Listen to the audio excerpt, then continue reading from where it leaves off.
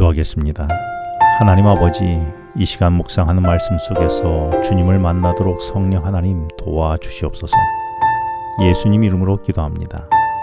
오늘 묵상할 말씀은 로마서 5장 9절로 11절 말씀입니다. 오늘 말씀 속에서 내게 말씀하시는 주님의 어떤 음성을 들을 수 있을까요? 먼저 오늘 본문을 천천히 몇 번 읽으신 후에 오늘의 말씀을 나누게 되기를 바랍니다. 지난 시간에 묵상했던 8절 말씀을 보면 하나님 앞에 우리의 상태를 아직 우리가 죄인 되었을 때라는 표현을 썼습니다. 이 말씀은 내가 얼마나 하나님 앞에서 철저한 죄인인지를 알려주는 말씀입니다. 그런데 이어지는 말씀에서 예수님은 우리를 사랑하셔서 죽으심으로 우리에 대한 사랑을 확증했다라고 했습니다. 이 말씀을 오늘 본문이 시작하는 9절에서는 예수님의 피로 말미암아 의롭게 하심을 받았으니 더욱 그로 말미암아 진노하심에서 구원을 받을 것이라고 했습니다. 이 말씀에서 바울은 무엇을 강조하고 있는 것일까요? 바울은 그런 죄인을 하나님이 어떻게 구원하여 주셨는지, 그래서 내가 어떻게 하나님의 은혜에 어떻게 들어가게 되었는지를 생생하게 전달해 주는 말씀입니다. 사실 이 땅에 살아가는 모든 사람들은 죄인입니다. 그런데 안타까운 현실은 우리가 죄인이란 말을 너무 자주 쓰다 보니, 그리고 자주 듣다 보니 그 말이 더 이상 새롭게 다가오지 않고 충격적이지도 않은 듯합니다. 그만큼 무디어진 것이지요. 2000년 전 바울이 살던 시절에도 상황은 비슷했습니다. 그래서 바울은 이런 상황을 좀 더 현실적으로 이해하도록 8절에서 우리가 아직 죄인 되었을 때라는 말을 10절에서는 우리가 원수 되었을 때라는 말로 표현합니다. 여기서 원수란 단어는 죄인이란 말보다 더 대단히 부정적인 단어입니다.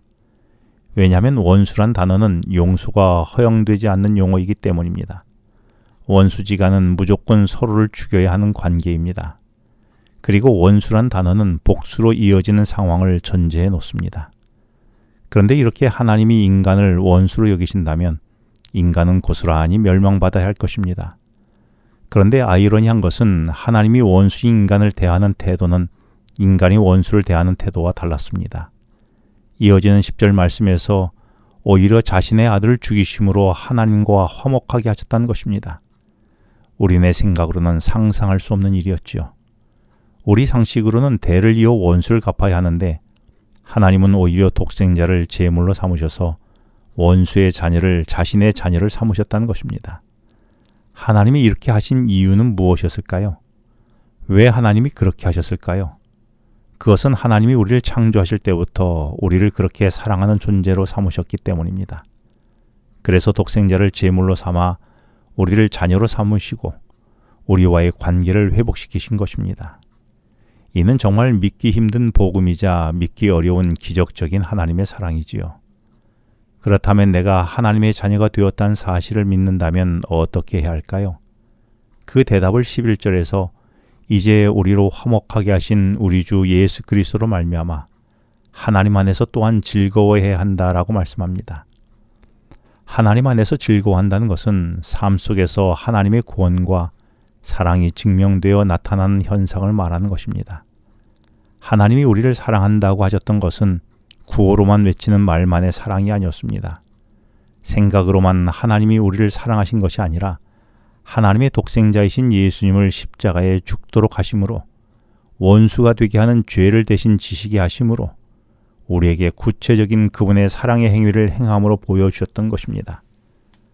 그러므로 이런 하나님의 구체적 사랑이 우리에게 주어졌기에 우리도 하나님 안에서 즐거워하는 것도 말로만의 구호가 아니라 그리고 생각만으로가 아니라 실제적으로 우리 삶에 나타나야 하는 것이 아닐까요?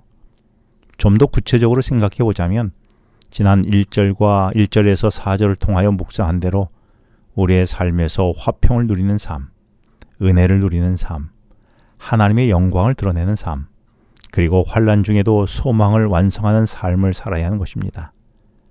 이는 하나님이 나를 위해 말이나 생각으로만 한 것이 아니라 구체적 행동으로 보여주셨기에 그 하나님의 구체적인 은혜의 주님의 행함을 내가 누리게 되었다면 나의 삶에서 그 은혜를 만끽하는 즐거움의 행동이 따라오게 되는 것입니다. 그런데 안타까운 것은 하나님이 행동으로 보여주신 그분의 삶이 우리 안에서 실종되었다는 것입니다. 그래서 하나님을 믿지만 내게는 아무런 감동이나 감흥 없이 그냥 형식적 신앙만 남아있는 것이지요.